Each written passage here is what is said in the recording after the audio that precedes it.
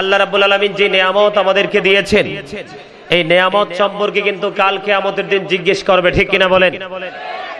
এখন এই নিয়ামত সম্পর্কে কি উত্তর দিতে পারবো আমরা? আপনি জানেন আমরা যে এই যে আল্লাহ রাব্বুল আলামিনের গোলামি থেকে, রাসূলকে মুখ থেকে মহব্বত করি, অন্তর দিয়ে কিন্তু রাসূলের মহব্বতের কাজ আমরা করি না, ঠিক কিনা বলেন? আমরা শুধুমাত্র দুনিয়া নিয়ে ব্যস্ত হয়ে আছি, দুনিয়া আমাদেরকে পাগল করে দিয়েছেন।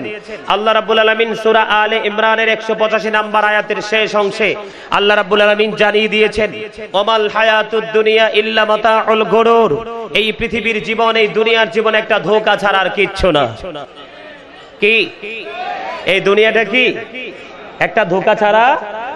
আর আপনি কি জানেন আল্লাহ রাব্বুল আলামিন আপনার সম্পর্কে, আমাদের সম্পর্কে কি বলেছেন?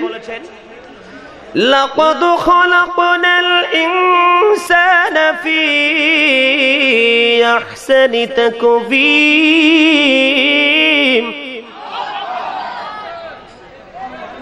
আমি কি বলবো আপনারা কৃপণ? আপনারা কি কৃপণ? তাহলে চুপ কেন? আর না হলে মনে করবো আপনারা শহরের মানুষ, তো চট্টগ্রামের সবচেয়ে মানে শিল্পপতি আছে চট্টগ্রামে সবচেয়ে বেশি খুলশিতে, ঠিক না? নাকি আপনাদেরকে অনেক বেশি ধনী মনে করব? কোনটা? সম্মানিত উপস্থিতি, দুনিয়ার ধনী কিন্তু সব সময় সুখী না। The rich are not always happy. ধনীরা সব সময় সুখী না, তবে হ্যাঁ, ওই ধনীরা অলওয়েজ সুখী। আল গিনা গিনান নফস, প্রকৃত ধনী হলো আত্মার ধনী। ওই ধনী কিন্তু দুনিয়াও সুখী, পরকালেও সুখী, ঠিক কিনা বলেন? আমি এখানে আপনাদেরকে বাঁচানোর রাস্তা দেখানোর জন্য এসেছি, মরান না। আল্লাহ রাব্বুল আলামিন বলেছেন, কু আনফুসাকুম ওয়া আহলিকুম নারা।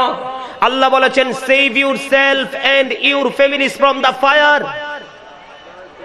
তুমি এবং তোমার আহালকে জাহান্নাম থেকে বাঁচাও। এখন আমিও জাহান্নাম থেকে বাঁচবো, আপনাদেরকেও বাঁচাবো। বাঁচতে হলে সত্য কথা বলতে হবে এবং আপনাদেরকেও সত্যটা গ্রহণ করতে হবে, ঠিক কিনা বলেন?